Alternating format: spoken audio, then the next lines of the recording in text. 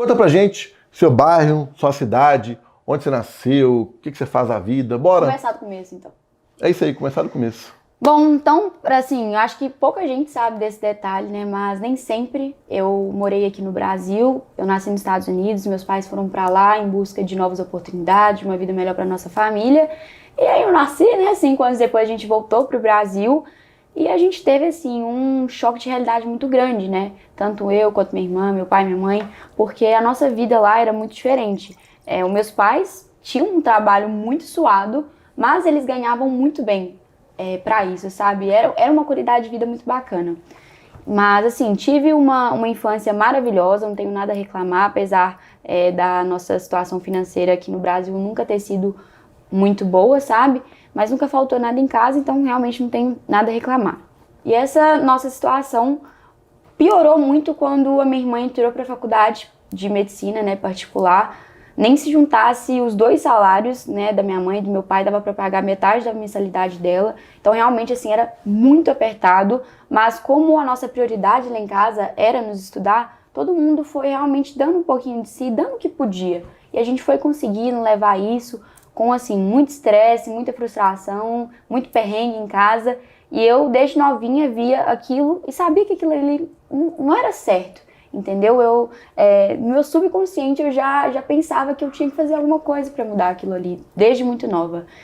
E, né, a gente foi conseguindo levar aos poucos e tudo mais. Aí fui para ensino médio, entrou a pandemia, a nossa situação foi de mal a pior, porque minha mãe parou de trabalhar, o meu pai parou de trabalhar, então ficou tudo... Não parou dos 2 para de trabalhar? Sim. Ficou tudo assim, realmente... parecia que não tinha nem saída lá em casa, sabe? E eu ficava muito triste em ver essa situação lá em casa. E eu já namorava essa época, né? Quando entrou a pandemia, meu namorado morava a 300 quilômetros de mim, muito longe.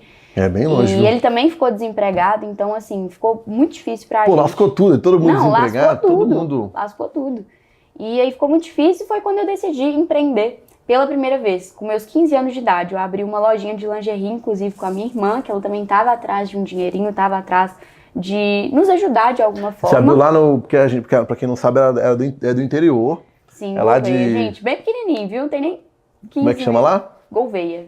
Perto de Diamantina. Sim, é bem interior, viu, gente? Mas assim, passei a minha vida inteira lá, vim pra BH agora, né? Mas, enfim, a gente abriu essa lojinha, não deu certo, os nossos resultados financeiros não foram como a gente esperava, ou seja, falimos, tá? Resumindo aqui. Mas tentou. Tentou, isso que era importante. E aí, eu fiquei assim, muito mal, né, por isso, por querer fazer as minhas coisas, por querer ver o meu namorado, por querer comprar alguma coisinha assim, não poder, eu ia pedir dinheiro, minha mãe, pra ir ver meu namorado. Né? A prioridade lá em casa era a faculdade, entendeu? E o Gustavo também, o Gustavo ele entrou para um novo emprego, pagava bem pouquinho também, mas ele juntou um dinheirinho e foi indo lá para casa e tudo mais, até que ele apareceu com essa luz lá em casa, sabe? O mercado digital. Eu já tinha ouvido falar, mas nunca tinha buscado a fundo. Ficava assim, né? Será que isso ainda será que isso ainda é dinheiro mesmo e tal?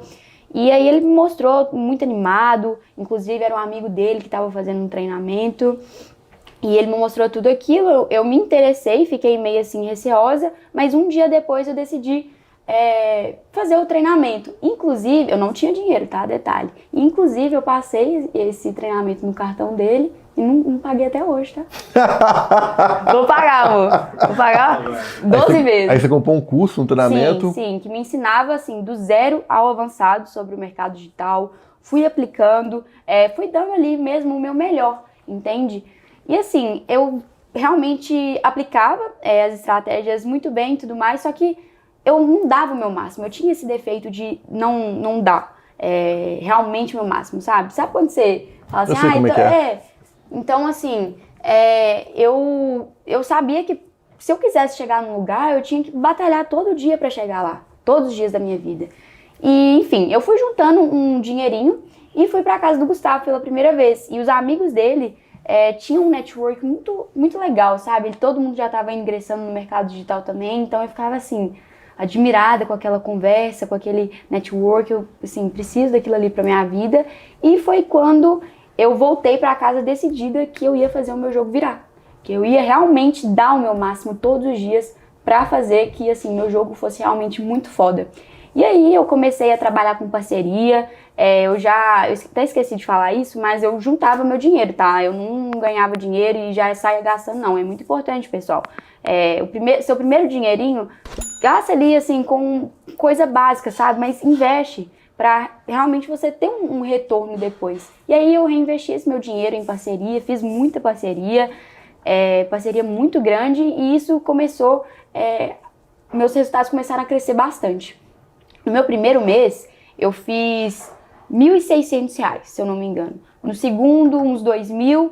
E aí, no terceiro, eu já pulei, assim, para 7 ou 8 mil. Eu colei, quando eu voltei lá da cidade do Gustavo, eu colei uma meta na minha parede, era 8 mil. Ele até tinha me falado assim, não, amor, mas seu resultado tá muito... Assim, coloca uma meta que seja mais acessível. Não. Crença limitante dele. Eu vou colocar 8 mil e bati. Mais de 8 mil, inclusive. Cheguei a fazer muita parceria, só que... Você fala parceria com influencer? Parceria com influenciador. Pra quem não sabe, galera, como funciona, né, a parceria com o influenciador, você paga ele pra fazer uma campanha, não uma campanha, mas pra fazer os stories, divulgar o seu produto, pra gerar tráfego e você, né, converter aquela galera ali. Só que, assim, eles estavam abusando dos preços e, assim, o retorno não tava batendo com o preço. Então foi quando eu falei assim, olha, eu vou deixar de fazer isso aqui e vou investir o meu tempo em tráfego orgânico. Foi quando eu comecei a fazer muito TikTok, fazia assim, TikTok todo dia. Eu já me inspirei em muitas pessoas no TikTok, tá, galera? Quem tá começando aí e não tem ideia de conteúdo, pode se inspirar até no meu perfil mesmo, sabe? O importante é você fazer. O importante é você criar o seu conteúdo ali. E assim, fui fazendo vídeo e tal, foi dando curtida aos poucos, até que bombou. Deu 70 mil curtidas, se eu não me engano. E assim, lead infinito. Eu não consegui dar conta de tanta gente. Foi assim, semanas e semanas respondendo aquela galera. E assim, meu faturamento deu um boom de 8 mil, passou para 20 mil, de 20 mil passou para 49 mil, se eu não me engano, de 49 mil passou para 79 mil e hoje eu faturo mais de 150 mil no mês. E esse aí foi assim, o meu tudo com tráfego orgânico. Minha cereja no bolo. E assim, o melhor do tráfego orgânico é porque realmente ali eu ganho líquido, né? Então 150 mil reais líquido. Mas hoje tá fazendo tráfego orgânico no TikTok e no Instagram.